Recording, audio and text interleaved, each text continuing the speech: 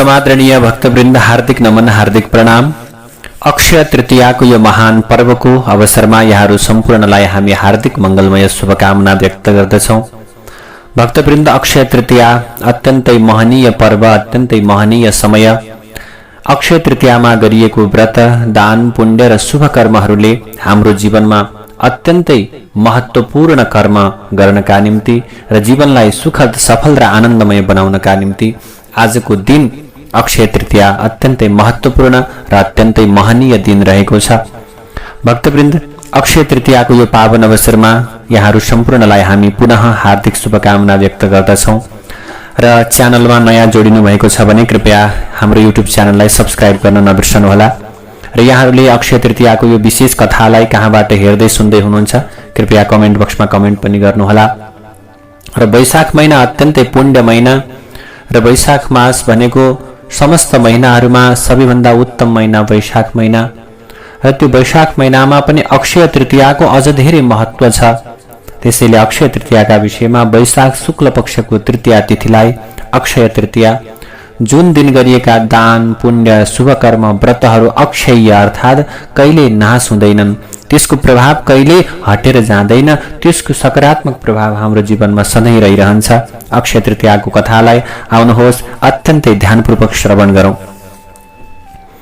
ओम यं शैवा समुपासते शिवैति ब्रह्मेति वेदान्तिनो बौद्धा बुद्ध इति प्रमाणपटव करतेति नैयायिका अर्हन्नित्यथ जैन शासनरता कर्मेति मीमांसका सोऽयंबो विदधातु वाञ्छितफलं त्रैलोक्यनाथो हरि।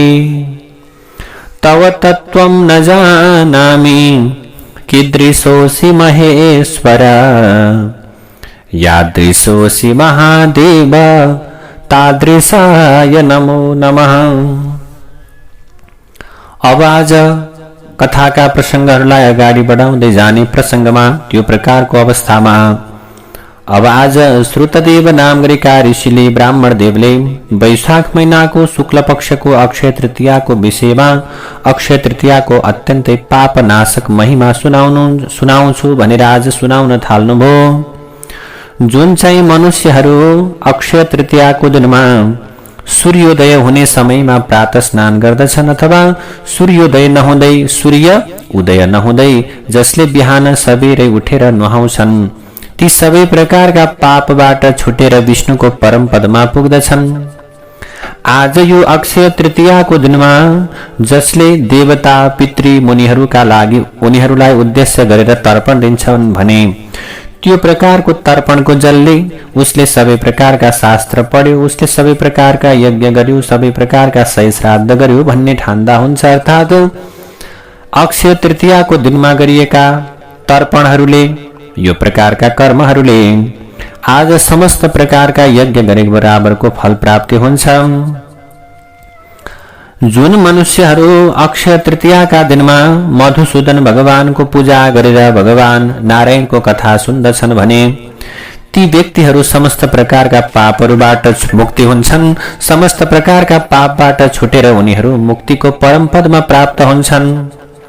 जुन चाहिँ मनुष्यहरू आज यो दिनमा अक्षय तृतीयाको दिनमा मधुसूदन भगवानलाई खुसी पार्नका निम्ति असल प्रकारको वस्तु दान गर्दछन् भने मधुसूदन भगवानको आज्ञाले त्यो दान अक्षय अर्थात् कहिल्यै पनि नघट्ने भएर फल्छ, त्यो कहिल्यै पनि घट्दैन।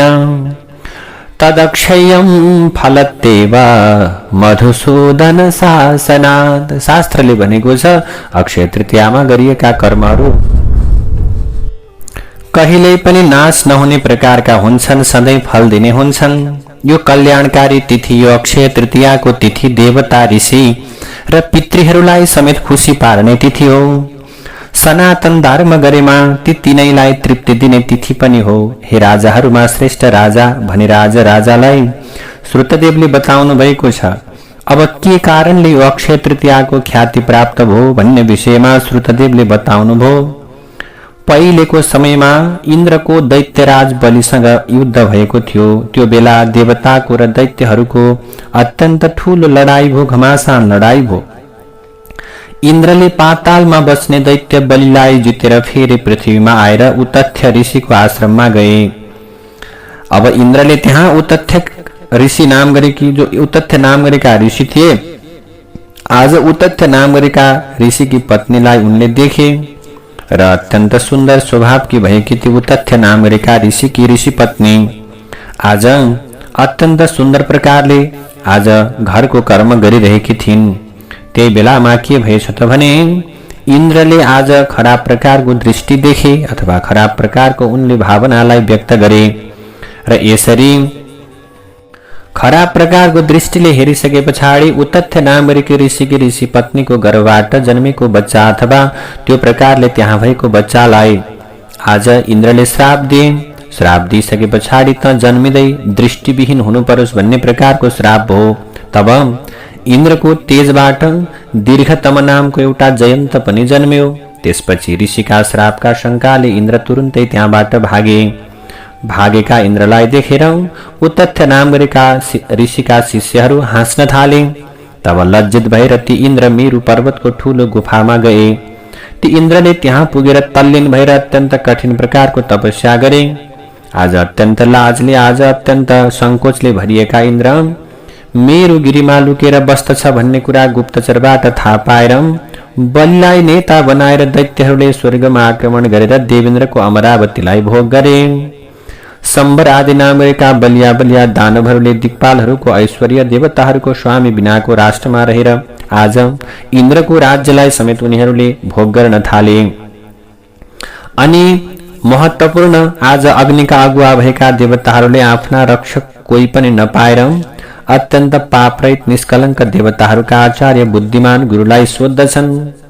आज समस्त देवताहरूले आफ्नो राज्य गुमिसकेपछि आज आफ्ना गुरुलाई गएर प्रश्न गर्दछन्, हाम्रो मालिक यतिखेर कहाँ हुनुहुन्छ भनेर इन्द्रको खबर सोद्धछन्। देवताहरूको स्वामी बिनाको यो राष्ट्रलाई दैत्यहरूले ढाकेका छन्। हे प्रभु, धेरै समय बितिसक्यो तैपनि ती इन्द्र कहाँ गएका छन्, किन आएका छैनन्? हे गुरु, आज ती भएका ठाउँमा जाउँ र ती आज उनीसँग प्रार्थना गरौँ, इन्द्रसँग। अब यस्ता प्रकारले देवताहरूले अत्यन्त अनुनयपूर्वक सोधिसके पछाडि देवगुरु बृहस्पतिले आफ्ना देवताहरूलाई भन्नुहुन्छ र सातलमा गएर बलिलाई जितेर उनी उतथ्यको आश्रममा आए। उतथ्यको आश्रममा आइसकेपछि उनले खराब प्रकारको दृष्टि राखे।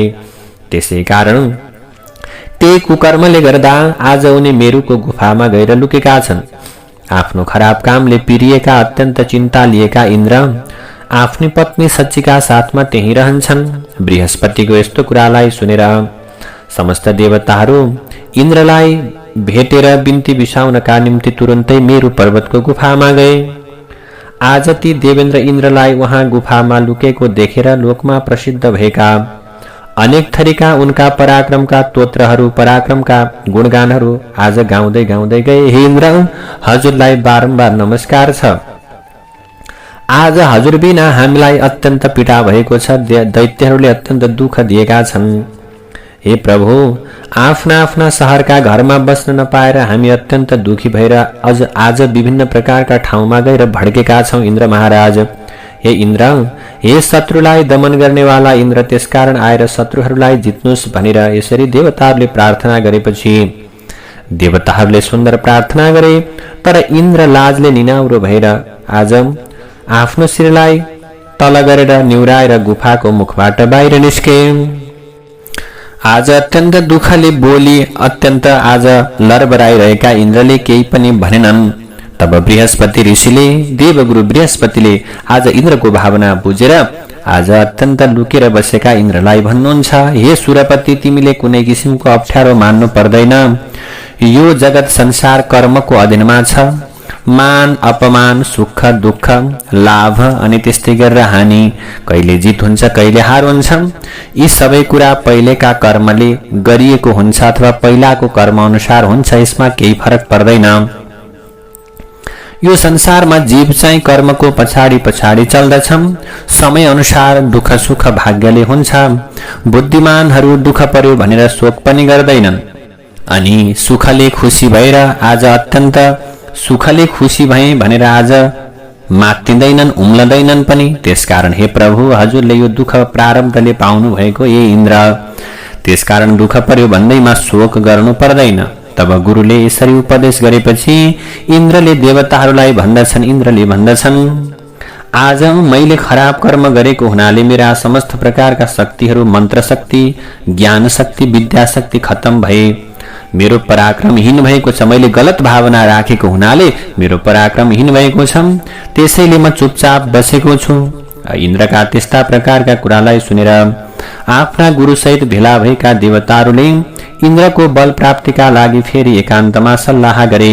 तब विद्वानहरूमा श्रेष्ठ बृहस्पतिले तिनीहरूलाई दयालु, आज अत्यन्त करुणाजनक कुरा भन्दछन्। बृहस्पतिले भन्नुभयो, यो वैशाख नाम गरेको महिना भगवान विष्णुको अत्यन्त प्रिय छ। यो भगवान विष्णुको प्रिय वैशाख महिनामा सबै तिथिहरू पुण्यदायी छन्। त्यसमा पनि शुक्ल पक्षमा पर्ने अक्षय तृतीया त अत्यन्तै पुण्यदायी छ। जो व्यक्ति अक्षय तृतीयाको तिथिमा स्नान, दान आदि कर्म र श्राद्ध गर्दछ भने त्यसका हजारौं पापहरू नाश भएर जान्छन्। यसमा कुनै प्रकारको शंका छैन। त्यस्तै सबैले प्रशंसा गरिने ऐश्वर्य, बल र धैर्य पनि प्राप्त हुन्छ अक्षय तृतीयामा कर्म गर्दा। त्यसकारण कल्याण पाउन ल्याउनका लागि अक्षय तृतीयाका दिनमा बलिका द्वेषी इन्द्रद्वारा स्नान, दान आदि सद्धर्महरू गराउनु पर्छ। अब इन्द्रको शक्ति क्षीण भएको छ, इन्द्रको ज्ञान क्षीण भएको छ, त्यसैले यिनलाई अक्षय तृतीयाको व्रत गराउनु पर्छ। अनि देवताहरूका साथमा समस्त देवताहरू भेला भएर बृहस्पति गुरुले यस्तो भनेपछि अक्षय तृतीयाका दिनमा भुक्ति मुक्ति दुवै फल दिने हरिका प्रिय यी धर्महरू इन्द्रद्वारा गराए। इन्द्रलाई स्नान गर्न लगाए, इन्द्रलाई राम्रा कर्म गर्न लगाए, अक्षय तृतीयामा दान गर्न लगाए, व्रत गर्न लगाए। आज त्यो धर्मका प्रभावले इन्द्र आज बल र धैर्यका साथमा अत्यन्त शक्तिशाली, पहिले भन्दा अझ शक्तिशाली भए। आज त्यसैले उनको दोष बिलायो। अनि कतै राहुद्वारा चन्द्रमा मुक्त भए झैं इन्द्र पनि पापबाट पखाले। त्यसपछि देवताहरूले सहित भएका इन्द्रले दानवहरूलाई जितेर सकल देवताहरूका बीचमा रहेका हरि झैं शोभायमान देखिए। अक्षय तृतीयाको महिमाको प्रभावले गर्दा फेरि भाग्यशाली भएका इन्द्रले शंख, कर्णाल आदि बाजाका आवाजका साथमा सारा ऐश्वर्यहरूले युक्त भएर अमरावतीमा प्रवेश गरे। तब इन्द्रले आज ती इन्द्रको आज्ञा पाएर देवताहरू आफ्नो आफ्नो धाममा गए। अनि पहिले जस्तै तिनीहरूका यज्ञका भागहरू पनि प्राप्त गरे। पितृहरूले पिण्ड पानी पनि पहिले झैं पाउन थाले।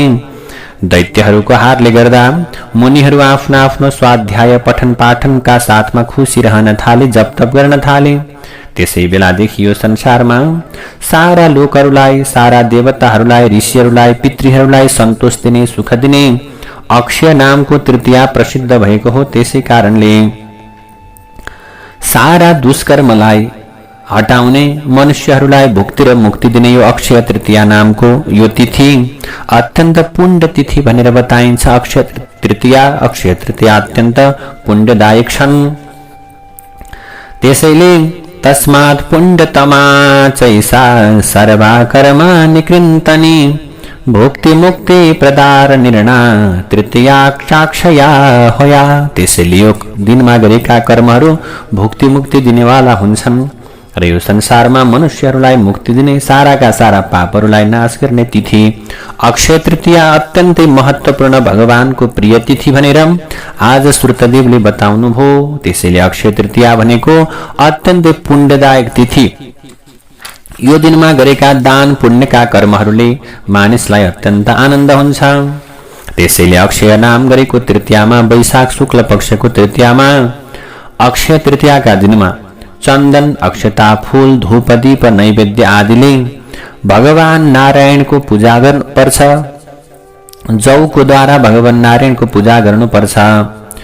जसले अक्षय तृतीयाको यो पुण्य दिनमा यो लोकमा तिर्खाएका व्यक्तिलाई सुगन्धित शरबत दान गर्दछ भने त्यो व्यक्ति सूर्य लोकमा जान्छ। यो दिनमा शरबत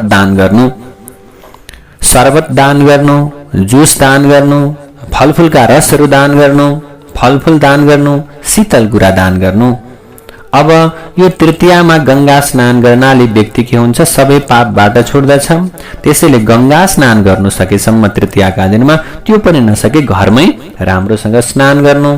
यो दिनमा नुहाउने, दान गर्ने, जप गर्ने, हवन गर्ने, पठन गर्ने, पाठन गर्ने, पितृतर्पण आदि जुन जुन पुण्य कर्म गरिन्छ त्यसको क्षय हुँदैन, त्यो कहिल्यै पनि नाश भएर जाँदैन।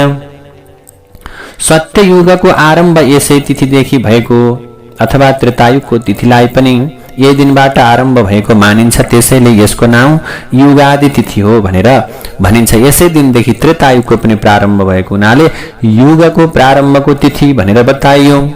त्यसैले अक्षय तृतीया समस्त पापलाई खार्ने, पापलाई हटाउने तिथि हो।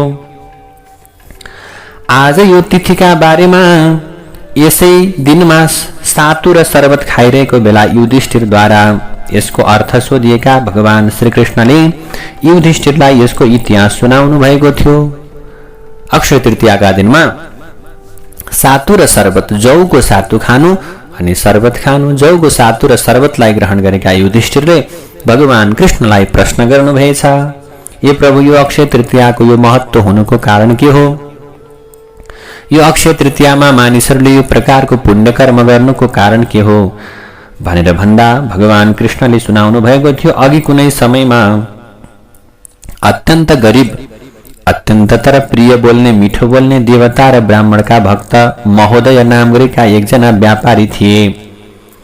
उनको परिवार ठूलो थियो, तर पनि उनले के गर्थे त भने अत्यन्त मन लगाएर धर्म गर्थे। सम्पत्ति थिएन, धन सम्पत्तिको अभाव थियो, र पनि उनले धर्मलाई सधैँ धारण गर्दथे, धर्मयुक्त काम गर्दथे। आज ती महोदय नाम गरेका व्यापारीले के गरेछन्? व्यापार त गर्छन् तर सम्पत्ति छैन। सामान्य व्यापारी, साना व्यापारी छन्, उनीसँग सम्पत्ति छैन। ठूलो परिवार छ, कमाएको पैसाले पनि समस्त परिवार पाल्न पुग्दैन। एक दिन उनले धर्ममा मन लगाएर पण्डितजीहरूद्वारा, गुरुजीहरूका मुखबाट रोहिणी नक्षत्र युक्त भएको यो तृतीयाको कथा सुने उनले। रोहिणी नक्षत्र र बुधबार समेत परेको छ भने त्यो अत्यन्त पुण्यदायी मानिन्छ, तर रोहिणी नक्षत्र मात्रै परेको छ भने पनि त्यो पुण्यदायी हुन्छ। त्यसैले रोहिणी नक्षत्र र बुधबार यदि अक्षय तृतीयाको दिनमा परे भने यी अत्यन्त पुण्यदायी हुन्छन्। त्यसमा पनि रोहिणी नक्षत्र पर्नु अझ राम्रो मानियो। त्यसैले अब यो अत्यन्त ठूलो फल दिने हुन्छ। भगवान कृष्णले भन्नुभयो, त्यसैले हे युधिष्ठिर, यस्तो तृतीयामा जो जन दान धर्म गर्दछ अथवा जो प्रकारका दान गरिन्छ त्यो कहिल्यै पनि खिन्न। त्यस्तो त्यो व्यापारीले सुनेर आज उसले के गर्यो त भने गंगा स्नान गर्यो। परिवारमा आसक्त परिवारले सबैले छेक्दा छेक्दै पनि त्यो ब्राह्मणले शुद्ध मनले ब्राह्मणको पूजा गरेर आज दुखी गरिबहरूलाई उनका अन्नका साथमा जल भरिएको अम्खुरा कलश र अन्नका साथै सुगन्धित शरबतले भरिएको आज उले घडा कलश दान गर्यो र शक्तिपूर्वक जौ, गहुँ, चना, जौको सातु, मिठाई अनि विभिन्न वस्तु, दही र भोजन, दही र भात भोजन गराउनका निम्ति प्रशस्त दही सहित सबै प्रकारका, सबै परिकारले युक्त भएका सिधा दक्षिणा सहित दान गर्यो। त्यसपछि संसारलाई मिथ्या जानेर आज त्यो व्यापारी महोदय नाम गरेको त्यो सुन्दर प्रकारको व्यापारी के भयो त भने आज अक्षय तृतीयाको शुभ कर्म गरेर उसले यो संसारलाई झुटो भन्ने जानेर सात्विक धर्ममा रहिरहेर ऊ पछि परमेश्वरलाई स्मरण गर्दै देह छाड्यो। यसरी देवताको कर्म गर्दै आज सात्विक कर्ममा लागेको उसले आफ्नो भगवानलाई सम्झिँदै देहको त्याग गर्यो। अर्को जन्ममा त्यो व्यापारी कुशवती नामको नगरीमा क्षत्रिय कुलमा जन्म लियो। अत्यन्तै धनी, अत्यन्तै सुन्दर परिवारमा जन्म्यो र उसले त्यहाँ पनि विभिन्न प्रकारका दान दक्षिणाहरू, यज्ञहरू गर्यो। असंख्य गाई र सुवर्ण दान गर्यो। कैयौं दुखी गरिबहरूलाई, कैयौं अपाङ्गहरूलाई, कैयौं प्रकारका अशक्तहरूलाई उसले विभिन्न भोजन गरायो, प्रसन्न गरायो। अनेक प्रकारका सुख भोग भोग्यो।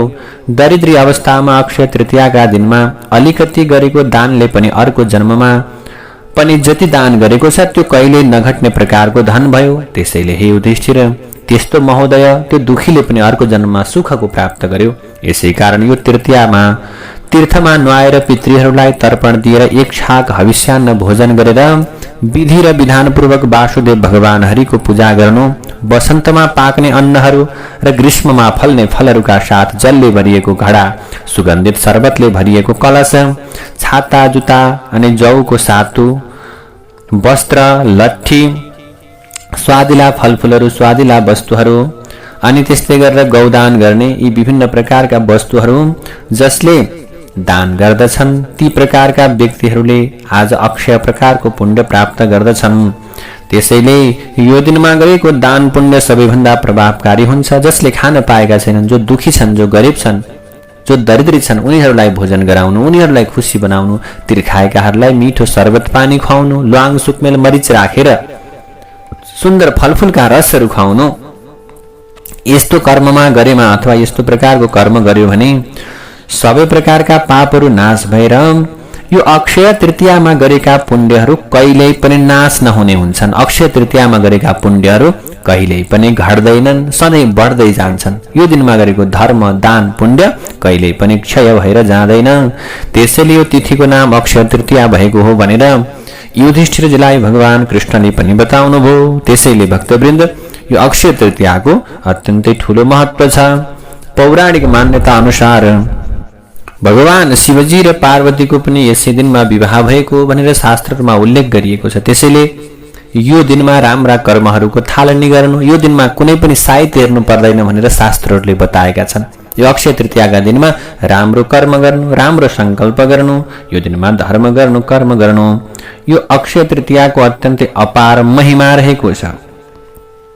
अक्षय तृतीयामा गरेका समस्त पुण्यहरू कहिल्यै पनि नाश हुँदैनन्, कहिल्यै पनि क्षय भएर जाँदैनन्। त्यसैले महिनाहरूमा सबैभन्दा उत्कृष्ट महिना वैशाख महिना, त्यो वैशाखमा पनि अझ धेरै महिमा अक्षय तृतीयाको। त्यसैले यो दिन विशेष पर्वको दिन हो। त्यसैले यो दिनमा धेरै थोरै दिएको दानले अक्षय फल प्राप्त हुने र ब्रह्मा विष्णु शिव तीनै देवताहरू अत्यन्त प्रसन्न रहनुहुन्छ। जल मिश्रित अन्न मिश्रित घडा जल घडा दानले स्वर्गीय पितृहरूलाई पनि प्रसन्न गराउने, एकै दिनमा पितृलाई पनि खुसी गराउन सक्ने, ऋषिहरूलाई पनि खुसी गराउन सकिने, भगवानलाई पनि प्रसन्न गराउन सकिने यो दिन अत्यन्तै सुन्दर प्रकारको दिन रहेको छ। त्यसैले यो सुन्दर प्रकारको कर्म गर्नु। आज यो अक्षय तृतीयामा गरिएका समस्त प्रकारका कर्महरूले व्यक्तिलाई के हुनेछ त भने समस्त प्रकारका पापबाट मुक्त गराएर आज यो अक्षय तृतीयाका प्रभावले वैकुण्ठ लोकमा शिव सायुज्यताको अथवा शिवलोकमा मानिसहरू प्राप्ति हुन्छन्। त्यसैले यो अक्षय तृतीया अत्यन्तै महत्त्वपूर्ण तिथि हो भनेर विभिन्न प्रकारका ऋषिहरूले पनि सोही प्रकारले बताउनु भएको छ। अझ विशेष गरेर अक्षय तृतीयाका दिनमा रोहिणी नक्षत्र पर्यो भने त्यसलाई अझ पुण्यदायक मानिन्छ। वैशाखे मासे राजेन्द्र शुक्ल पक्षे तृतीयका अक्षया सा तिथि प्रोक्ता कृतिका रोहिणी युता तस्या दानादिकं पुण्यम अक्षयम समुदारितम। अर्थात कृतिका अथवा रोहिणी नक्षत्रले युक्त भएको अक्षय तृतीयामा गरिएको दान अक्षय पुण्यदायी हुन्छ। त्यसैले यो अत्यन्त सुन्दर प्रकारको कर्म गर्नु। यो दिनमा शरबत सहितको जलपात्र दान गर्नु अक्षय पुण्य प्राप्ति हुन्छ। जौको सातु दान दिनु, जौको सातु आफूले पनि भक्षण गर्नु, आफूले पनि ग्रहण गर्नु प्रसादका रूपमा। यद किंचित दियते दानम स्वल्पम वा यदि वा बहु तत्सर्वम अक्षयम यस्माद तेनो या अक्षया स्मृता। अर्थात यो दिनमा थोरै धेरै जति वस्तु दान गरे पनि यो अत्यन्त सुन्दर प्रकारले के हुन्छ, अक्षय दान हुन्छ।